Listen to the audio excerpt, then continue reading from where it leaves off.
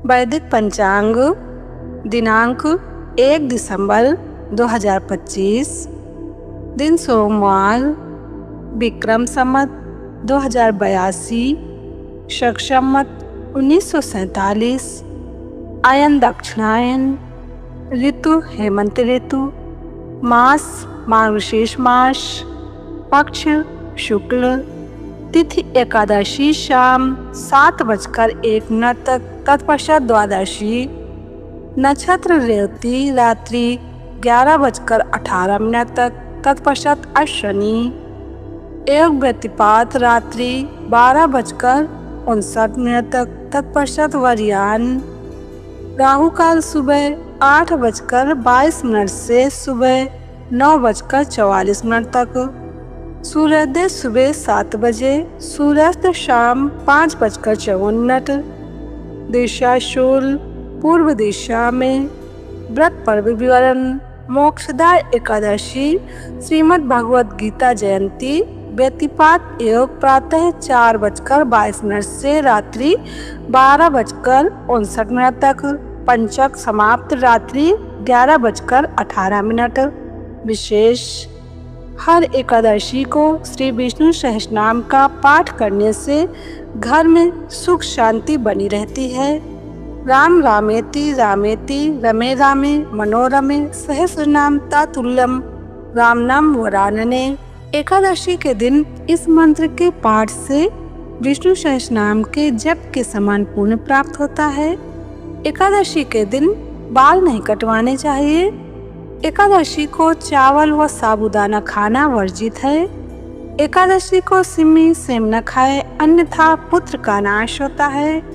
जो दोनों पक्षों की एकादशियों को आंवले के रस का प्रयोग कर स्नान करते हैं, उनके पाप नष्ट हो जाते हैं। वैदिक पंचांग कर्ज निवारक कुंजी भौम प्रदोष व्रत 2 दिसंबर 2025 मंगलवार को भौम प्रदोष व्रत है।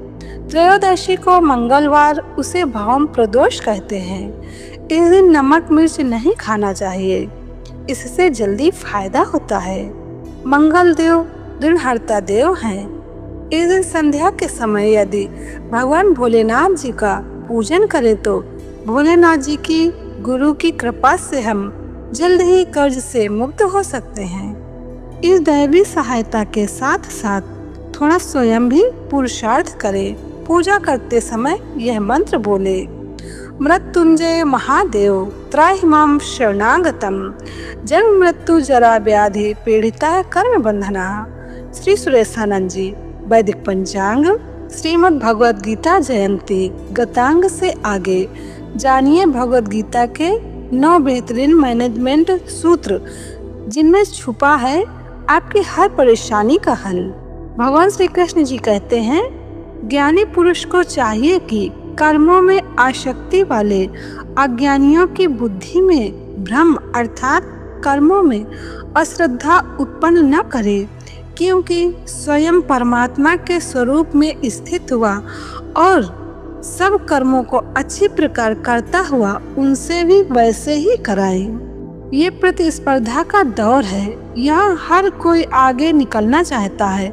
ऐसे में अक्सर संस्थानों में ये होता है कि कुछ चतुर लोग अपना काम तो पूरा कर लेते हैं, लेकिन अपने साथी को उसी काम को टालने के लिए प्रोत्साहित करते हैं या काम के प्रति उसके मन में लापरवाही का भाव भर देते हैं।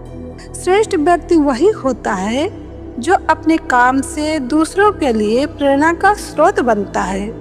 संस्थान में उसी का भविष्य सबसे ज्यादा उज्जवल भी होता है। हे अर्जुन, जो मनुष्य मुझे जिस प्रकार भजता है, यानी जिस इच्छा से मेरा स्मरण करता है, उसी के अनुरूप मैं उसे फल प्रदान करता हूँ। सभी लोग सब प्रकार से मेरे ही मार्ग का अनुसरण करते हैं। भगवान श्री कृष्ण जी बता रहे हैं कि संसार में जो मनुष्य जैसा व्यवहार दूसरे के प्रति करता है, दूसरे भी उसी प्रकार का व्यवहार उसके साथ करते हैं।